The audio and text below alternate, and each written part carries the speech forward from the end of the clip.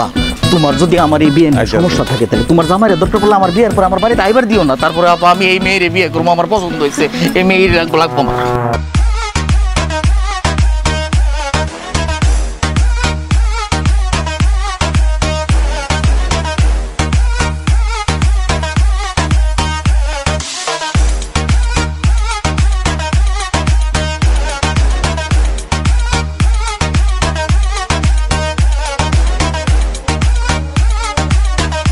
আপনাদের ফুলেল শুভেচ্ছা।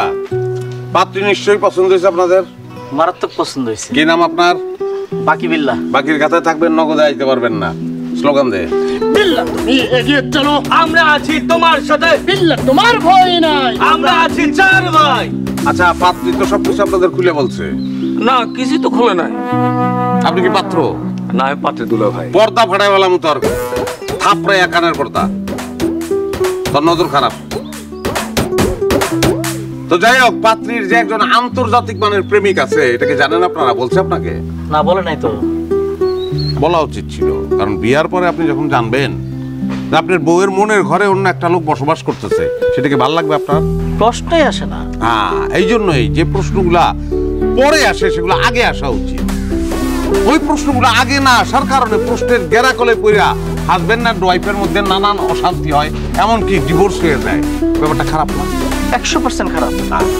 তাহলে এখন জানেন, এই যে চামেলির আন্তর্জাতিক মানের প্রেমিক, সে চামেলির কতখানি ভালোবাসে সেটা আপনারা চিন্তাও করতে পারবেন না। একটা উদাহরণ দেই।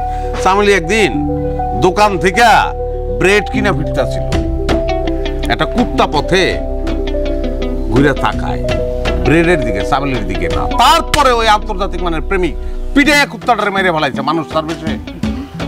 ও বুঝছি বুঝছি, সমস্যা নাই। ওই সামিলির যে প্রেমিক আছে, প্রেমিক নিয়ে আমার কোনো মাথা বেদনা নাই। এটা মানুষের জীবনে থাকে, আমারও আসিল। আমি সামিলিরে পছন্দ হয়েছে, সামিলিরে বিয়ে করবো। বিয়াটা হইব না। কেন হইব না? কেন আমি হইতে দেবো না। আপনি হইতে দিবেন না কেন? আপনি কে? আমি সেই আন্তর্জাতিক মানের প্রেমিক।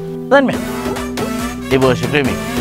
প্রেমের কোনো বয়স নাই, মাইরের কোনো ওষুধ নাই। তখন মারমু, তখন মারমু, তখন কামড়ামু। স্পেশাল দাঁত লইছে, স্টিলের দাঁত। দাঁত দেখো। এই শালা, শালা, কামড় দিতে পারে, কামড়াতে পারে।